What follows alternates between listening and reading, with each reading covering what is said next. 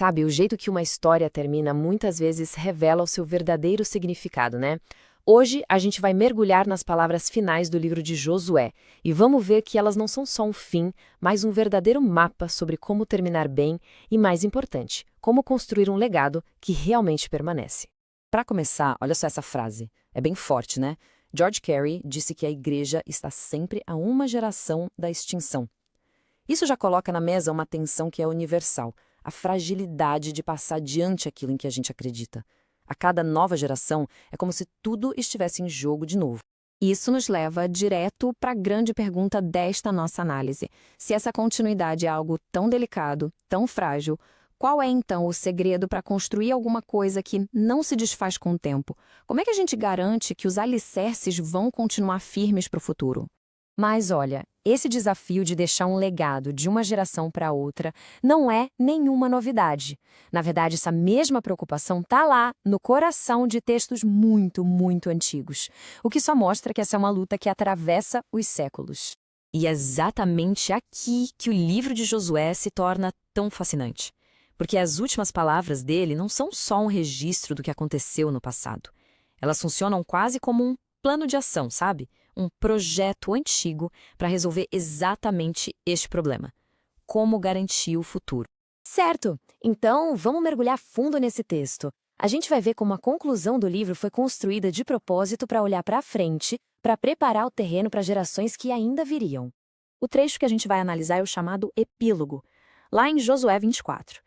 Basicamente, ele narra a morte do grande líder, Josué, o sepultamento dos ossos de José e fala da fidelidade do povo de Israel. À primeira vista, parece um ponto final, mas, na verdade, é um ponto de partida. Então, como esse texto antigo nos dá um plano? Bom, ele revela 3 chaves para um legado que dura. A primeira é a responsabilidade futura.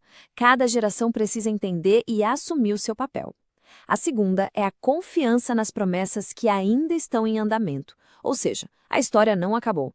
E a terceira é a aliança renovada, aquele compromisso, aquela conexão que precisa ser reafirmado o tempo todo. Agora, vamos focar numa parte muito poderosa, que é o simbolismo. Os sepultamentos que são mencionados no texto, eles não falam apenas sobre morte, eles representam algo muito maior, o ato de fincar raízes, raízes profundas e permanentes. Pensa bem, enterrar Josué, depois o sacerdote Eleazar e finalmente os ossos de José, que vale lembrar, foram carregados por todo o deserto, isso tudo representa uma mudança gigantesca. É o fim simbólico daquela vida de peregrinação e o começo da vida permanente na Terra Prometida. Essa comparação aqui ilustra essa transição de um jeito brilhante. De um lado, a vida errante, carregando os ossos dos antepassados, vagando sem ter um lar, com promessas que ainda pareciam distantes. E do outro lado, a nova realidade, sepultando seus líderes na sua própria terra, um sinal claro de permanência, de promessas que finalmente se cumpriram. E o ponto crucial é este aqui. A narrativa inteira é costurada por um fio de ouro, a fidelidade de Deus. É essa constância que conecta o passado, o presente e o futuro do povo. É o que dá sentido a toda a jornada e segurança para o que ainda está por vir. Isso tudo nos traz de volta ao nosso ponto de partida. Porque as lições daquela geração de séculos atrás, elas ecoam diretamente nas questões que toda geração enfrenta, inclusive a nossa. Com a morte de Josué, um capítulo monumental da história tinha se encerrado. Tudo que foi conquistado, toda a herança, estava agora nas mãos da geração seguinte.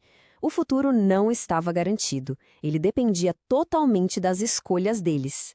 E as perguntas que ficaram no ar eram gigantescas. A primeira, e talvez a mais fundamental de todas, eles iriam permanecer fiéis à aliança deles? A fé que os trouxe até ali? A segunda pergunta era sobre a missão. Eles dariam continuidade ao trabalho, cumprindo a visão que receberam, ou iriam se acomodar no meio do caminho? E, por fim, a pergunta sobre lealdade.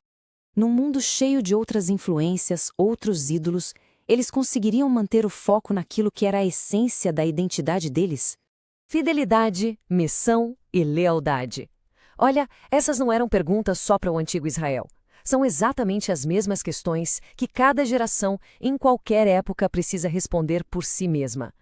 No final das contas, o objetivo é poder olhar para trás, como Josué pode fazer, e séculos depois o apóstolo Paulo também, e dizer com convicção: combati o bom combate. Isso resume uma vida com propósito, uma jornada concluída com honra. É o verdadeiro significado de terminar bem. As decisões de hoje são o que moldam o legado de amanhã. Fica então o convite para uma reflexão. Como essas verdades se aplicam na jornada de cada um? Se essa análise trouxe uma nova perspectiva, curta e compartilhe esse conteúdo para que mais pessoas também possam ser alcançadas por essa mensagem.